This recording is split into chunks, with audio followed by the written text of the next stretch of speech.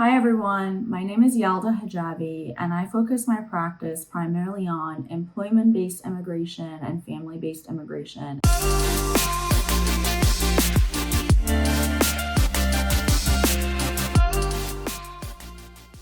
So today I want to talk to you about the family-based green card, what goes into it, and some of the key components of the application that you should look out for.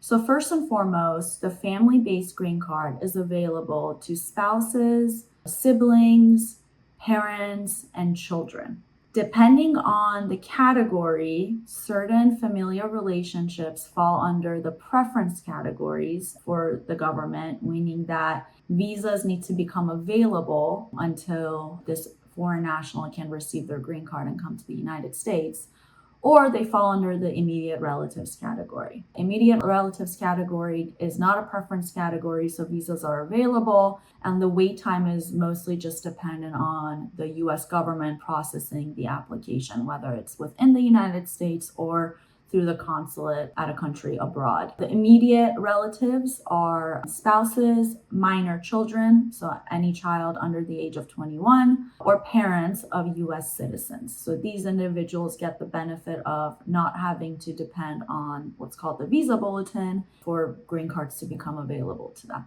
So a major component of the familial green card application is proving the relationship that you have to either the US citizen or the green card holder. This can be done through submitting a birth certificate, a marriage certificate, and documents alike. Very important to note that, for example, cousins can't petition for another cousin if you're not related to each other. Your family friends, for example, you can't petition for someone abroad. There needs to be a pre-existing and valid familial relationship between the US-based individual and the foreign national abroad or in the United States on a non-immigrant visa. Once that's established, another key component of the application is proving that the US-based individual, so either the US citizen or green card holder, has the financial means to support whoever they want to bring in the United States or stay in the United States on a green card.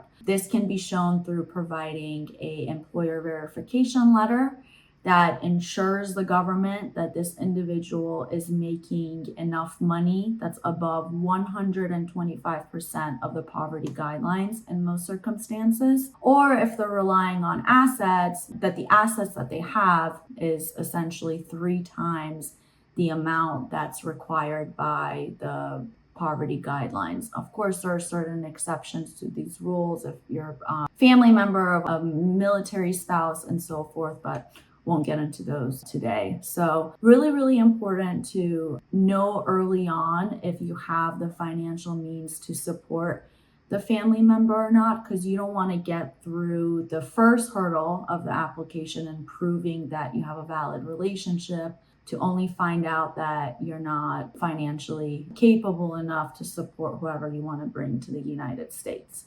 Now, let's say you don't have enough assets to rely on. Annual income is also not enough to support your loved one or whoever you want to bring to the United States that has that familiar relationship with you. You can't submit what's called a joint sponsor form.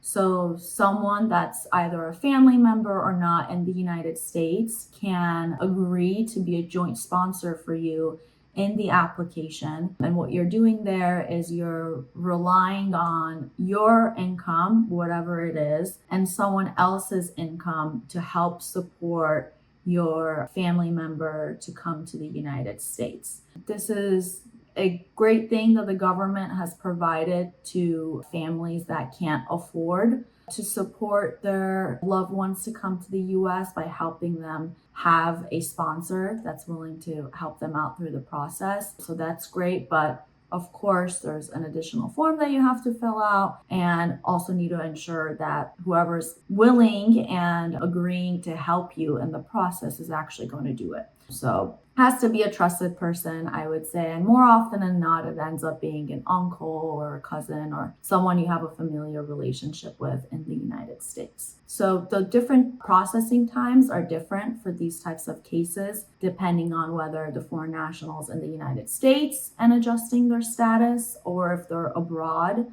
and their consular processing. And of course, it also depends on the preference categories that they fall under. So for example, a brother or sister applying for their sibling abroad is going to have to wait a lot longer than a parent applying for a married child that's over the age of 21 or vice versa. So lots of things to consider here. Really important to consult with a seasoned immigration attorney that has experience in doing these types of cases and can guide you through the ever complex processes of the immigration system.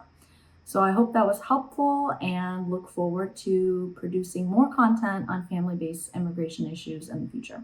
Thank you.